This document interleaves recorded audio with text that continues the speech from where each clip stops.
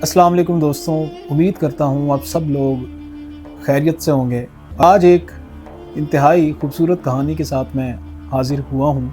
یہ کہانی ہے ایک ایسے عالم کی، وہ عالم جو علم کا دریا تھا لیکن روح سے خالی تھا۔ ایک ایسا مفتی جس کے پاس ہر سوال کا جواب تھا لیکن وہ اپنے اندر ہی ایک سوال تھا۔ یہ کہانی ہے مولانا جلال الدین رومی کی۔ مولانا ایک عالم تھے اور منطق کو سمجھتے تھے، قرآن کی تفسیر جانتے تھے اور فلسفہ ان کے اوپر طاری تھا۔ علم کی دنیا سے عشق کا یہ سفر کیسے شروع ہوا اور عشق کی دنیا میں یہ قدم کیسے رکھا، اس سفر کے پیچھے ایک راز چھپا ہے، اور وہ راز ایک شخص، ایک روحانی عاشق جس کا نام شاہ شمس ہے۔ شاہ شمس اور مولانا کا یہ تعلق، یہ سفر میں آپ کو بتاؤں گا۔ تو اس سیریز میں آپ کو مولانا کا علمی سفر سے جو عشق کے اندر اور ایک روحانی جو سفر ان کا شروع ہوا، وہ کمپلیٹ آپ کو بتایا جائے گا۔ مولانا جلال الدین رومی بلخ میں پیدا ہوئے، اور بلخ آج افغانستان جس کو کہتے ہیں، وہاں وہ پیدا ہوئے۔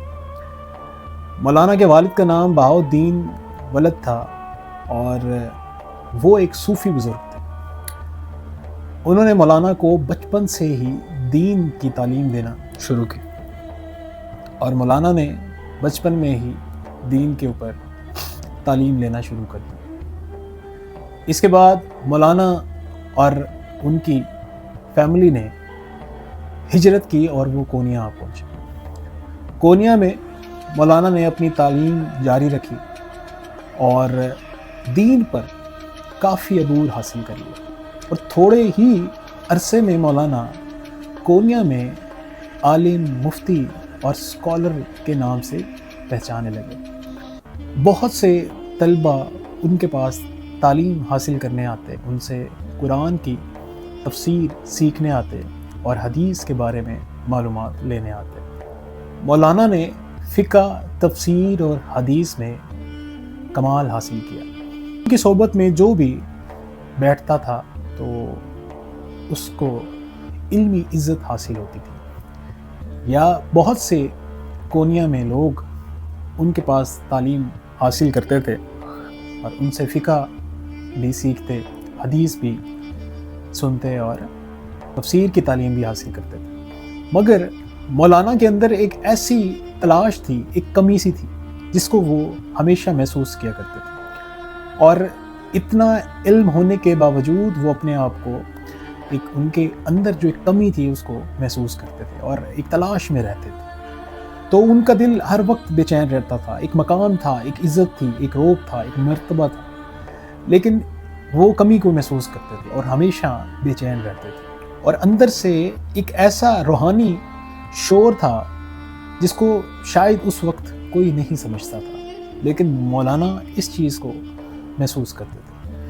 تو اس طرح سفر چلتا رہا۔ رومی ہر روز درس دیتے تھے، قرآن کی تعلیم دیتے تھے، لیکن ان کے تصورات میں اور ان کے اندر ہی کچھ تبدیلی وقت کے ساتھ رونما ہونا شروع ہو گئی، اور وہ اس تبدیلی کو بڑے ہی قریب سے محسوس کرتے تھے کہ کچھ کمی سی ہے اور کوئی تلاش ہے جو ابھی باقی ہے۔ ان کے خیالات، ان کے تصورات اور ان کی سوچ میں ایک تبدیلی رونما ہوئی۔ تو مولانا فرماتے ہیں کہ علم کا مقصد روح کو جگانا ہے۔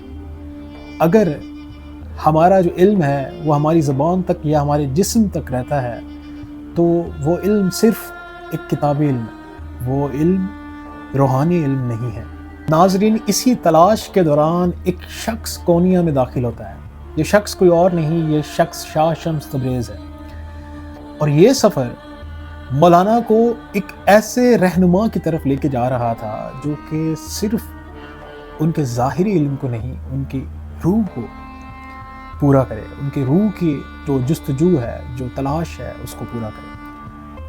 شاہ شمس کو بھی کسی ایسے کی تلاش تھی جو عشق میں جلتا ہو، جس کے اندر عشق حقیقی ہو، اور وہ انسان، وہ روح جو اس کو تلاش کرے اور اس کے اندر حقیقت کی جستجو ہو اور اس کو وہ سمجھتا ہو۔ مولانا اور شاہ شمس کی جب ملاقات ہوئی تو ایک نیا عشق کا سفر شروع ہوا۔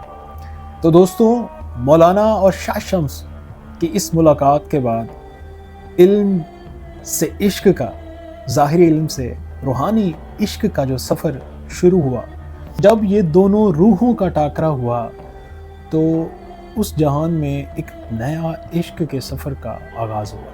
مولانا روم اور شاہ شمس کی جب ملاقات ہوئی تو ایک نئے سفر کا آغاز ہوا، اور ایک حقیقت پر مبنی کہانی ہے جس کو ہم دیکھیں گے اور اس کہانی سے سیکھیں گے کہ ہم اس سے کتنا فائدہ اٹھا سکتے ہیں۔ یہ ایسی ہستیاں ہیں جنہوں نے حقیقت میں عشق کا مرتبہ بلند کیا اور ایک روحانی، ایک حقیقی علم سے ہمیں متعارف کرایا اور ایک حقیقی محبت سے ہمیں متعارف کرایا۔ اور میں اس سیریز میں آپ کو مولانا روم اور شاہ شمس کے درمیان جو بھی باتیں ہوئیں اور جو ان کا سفر ہے اس کے بارے میں آپ کو بتاؤں گا۔ تو جو ایک فقیر، ایک عالم اور ایک عاشق کا یہ سفر کیا تھا، اور رومی اور شاہ شمس کی وہ پہلی ملاقات کیا تھی، اور ایسی کیا بات ہوئی کہ رومی کی ساری کتابیں دریا میں جا پہنچا۔